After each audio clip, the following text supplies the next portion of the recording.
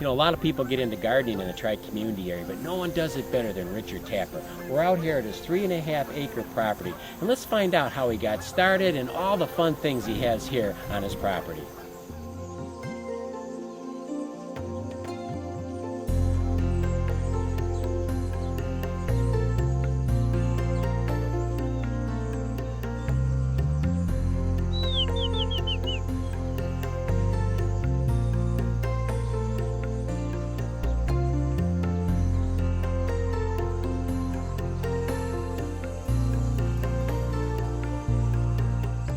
Hello, my name is Richard Tapper and welcome to my gardens.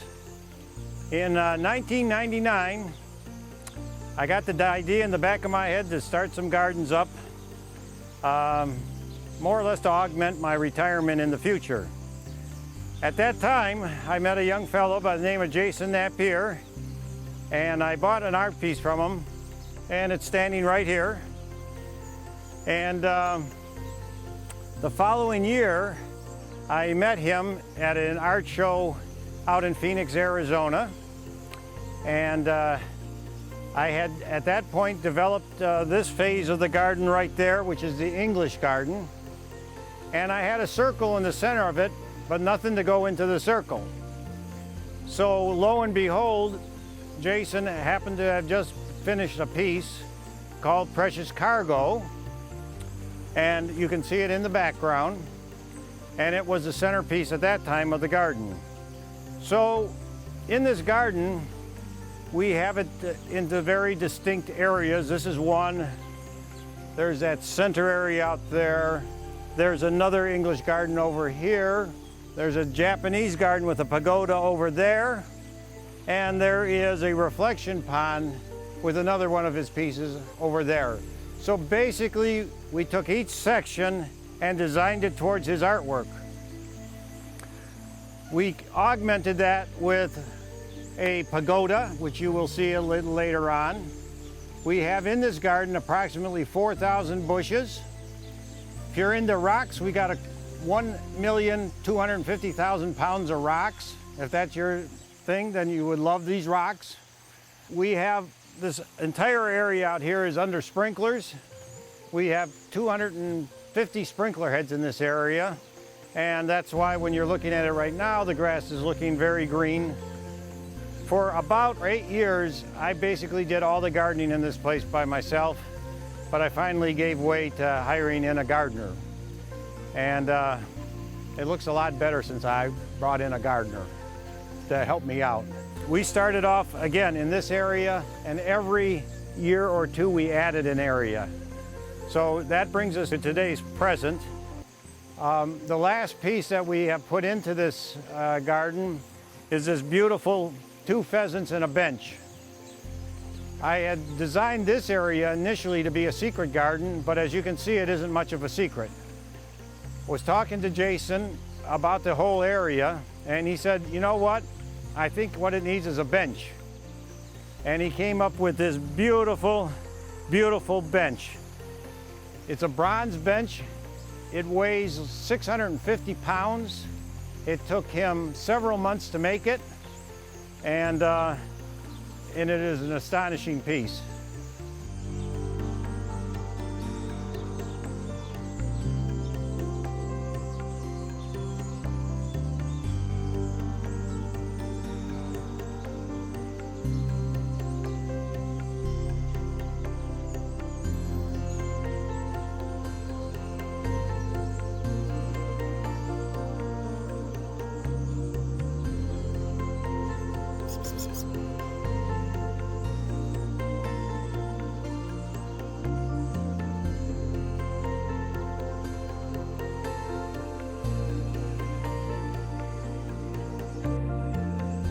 It feels great to be back here in Romeo, Michigan at the Tapper residence, where he's showcasing many of my sculptures, especially my large outdoor wildlife sculptures.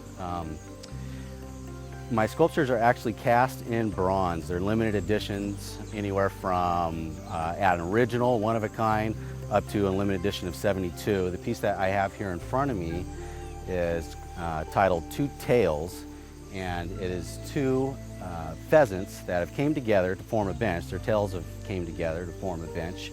And what I'd like to do is go through the casting process with you. It's the lost wax process. I originally create the sculpture in clay, oil-based clay, with my hands, heating up the clay, forging it over top of steel wire, and then applying hot clay over top of that, creating basically a positive of what you see right here.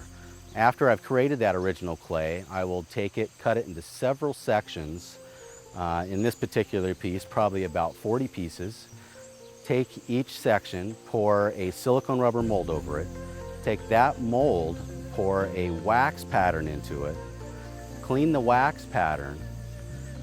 Then I will do a ceramic mold over the wax pattern. After I've created the ceramic mold on the wax pattern, I will heat that up to 600 degrees Fahrenheit. After heating it up to 600 degrees Fahrenheit, the wax will then melt out of the ceramic mold. I will then take the ceramic mold, turn it over, preheat my bronze to 2100 degrees Fahrenheit, and then pour that bronze inside this ceramic shell. It takes about 5 minutes for the ceramic shell to cool down.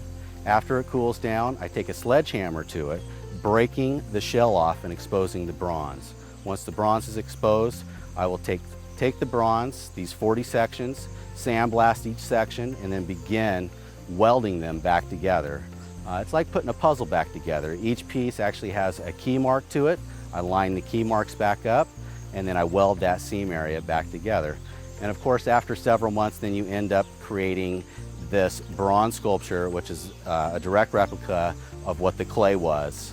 After the sculpture has been welded together, I will then heat it up and apply acids to it. Now what I have is my own formulas of nitrate, sulfates, and oxides. So I will take these nitrate, sulfates, and oxides, I will dilute them and then mix them to each other, and then heat the bronze up using a propane torch and then apply those chemicals to the bronze. There's just different ways of applying it. I can either use a squirt bottle or I can use a sponge. In some cases, I'll actually use an airbrush, an industrial airbrush, in order to get these colors on here. What we see on this particular one is some very bright colors, obviously. We have a red right here that goes over top of the bronze. I will high polish this area, heat it up, and then apply this chemical on the bronze. And the chemical itself will turn this bronze red, and then I actually put a coating, a lacquer coating over top of it. And so every sculpture that we have here in the Tapper Gardens is pretty much done the exact same way. Of course, the end product with the colors are done with different chemicals, and then we see different colors based off of that.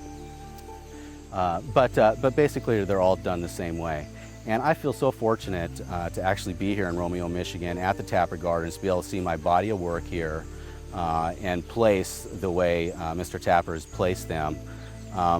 It's an amazing feeling for an artist to create a new piece and to be able to show that, but it's even a deeper feeling for an artist to be able to have that sculpture placed in a museum type area like this. And if you have the opportunity to be able to come down, go through the Tapper Gardens and see what this man has done to his landscaping and to the gardens here with all of the stone, the plants that he's put in here, the bushes, the grass. I mean, it really is an unbelievable place. And then to be able to create these around these wonderful sculptures that I've had the opportunity to make over these years, it will really be a treat for you.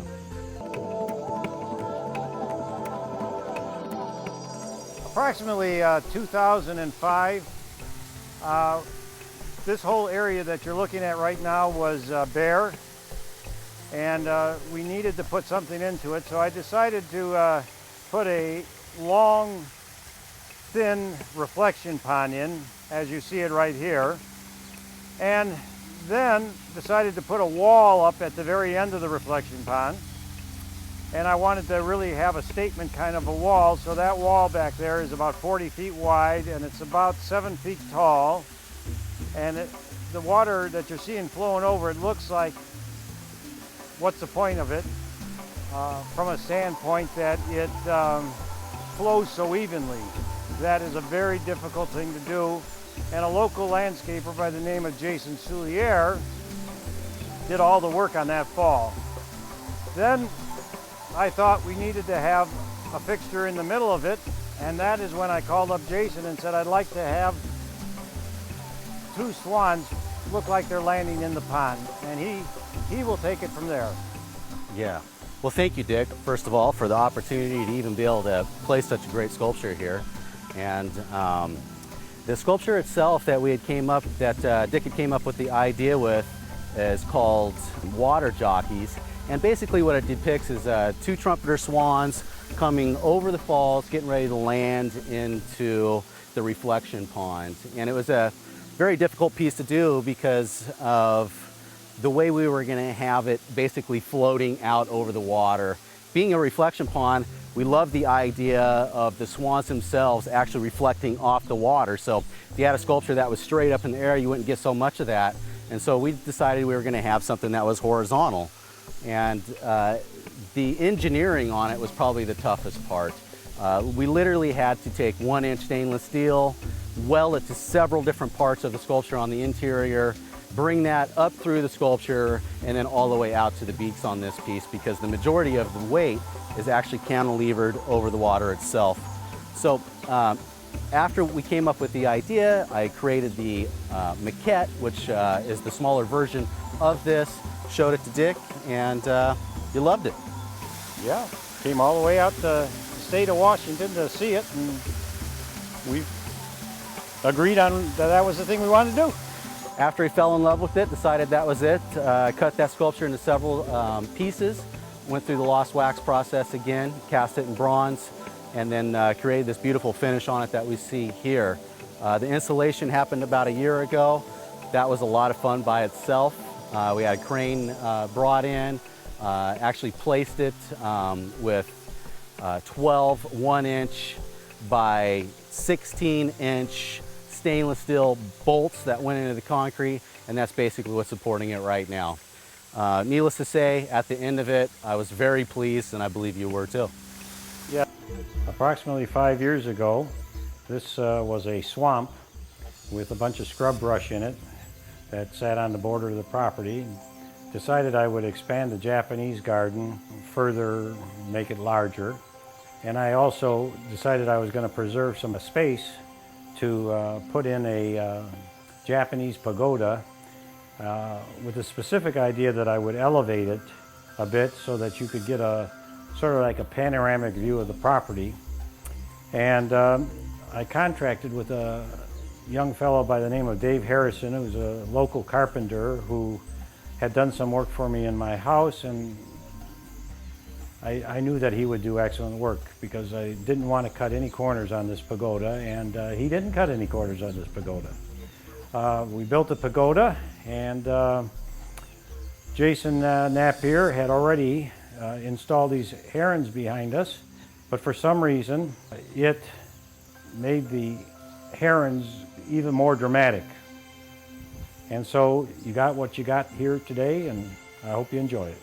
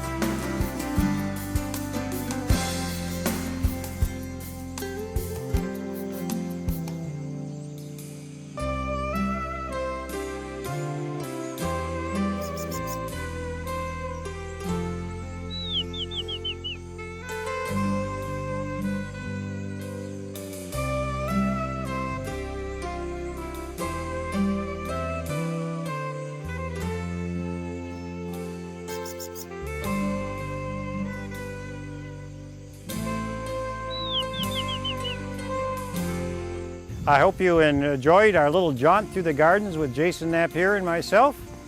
And you're cordially invited next summer to come out and view these gardens. It is all free and you are welcome.